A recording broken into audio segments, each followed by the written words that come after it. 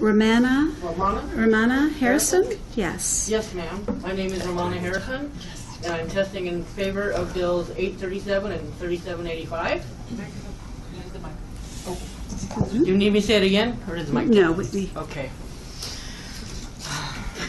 I am a proud Texas veteran, 100% disabled, with surviving 4 years of military sexual trauma.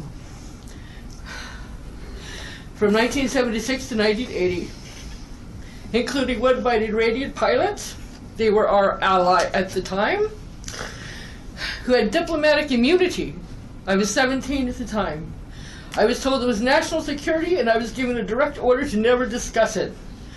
I suffered other rapes and beatings during those 4 years by 3 supervisors on 2 different bases, being threatened with being thrown out in disgrace if I spoke up. I followed orders, I survived, I got my honorable discharge, I got out, and I used the GI Bill. I tried to bury it all when I got out, thinking somehow it would go away.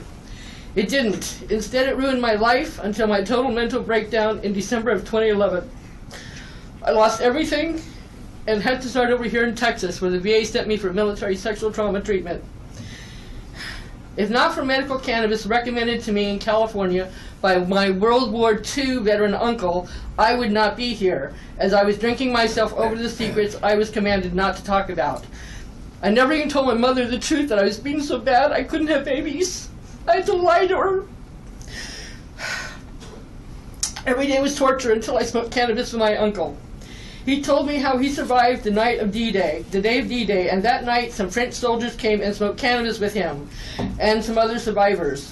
They told him it would not make the day go away, but that they would help him deal with it. He told me that he used it as an exit drug from alcohol and from opiates and painkillers, and he begged me to do the same thing.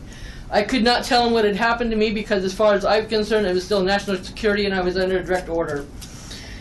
If not for that intervention and my use of cannabis instead of alcohol, I would not be here. Drinking would have killed me. Drinking, alcohol, a legal drug, like it has killed my 3 brothers and both of my parents. I, the cannabis user, am the only one alive, even with all of my messed up stuff. I have tried the different psychiatric meds the VA prescribes. Most of them have terrible effects, and they make me want to die. They also damage my organs. But medical cannabis makes me happy. It doesn't make me high.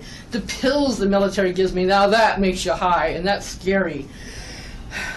My Texas VA doctor and my vet center therapist both support me fully, and they want to be able to talk on the record about how helpful cannabis is for PTSD. When I was in California, I had my medical recommendation, and I tried CBD only. It did not help enough with my PTSD. Other veterans have listed the symptoms, and I have the same ones in spades. It did help with the tremors, but not the multitude of symptoms. CBD only will leave out veterans and many other patients as well. This is my 7th trip to the Capitol since December to come and meet and talk with legislators. I've heard over and over again there are not enough studies. Well, that's wrong. Google will show you thousands. I have a packet for you that has 60 different studies. Another concern I've heard is that starting a medical program is a backdoor to recreational. I'm sorry, with all due respect, I don't give a flying bicycle about recreational, and neither do the brethren, and neither do the children or Alexis. We're here for medicine. Really, please take it as that subject. Quickly, on 837, all I want to say is that I have a physician statement that I've included in packets for you. Please read it and look at it. I would read it, but I'm not going to take the time.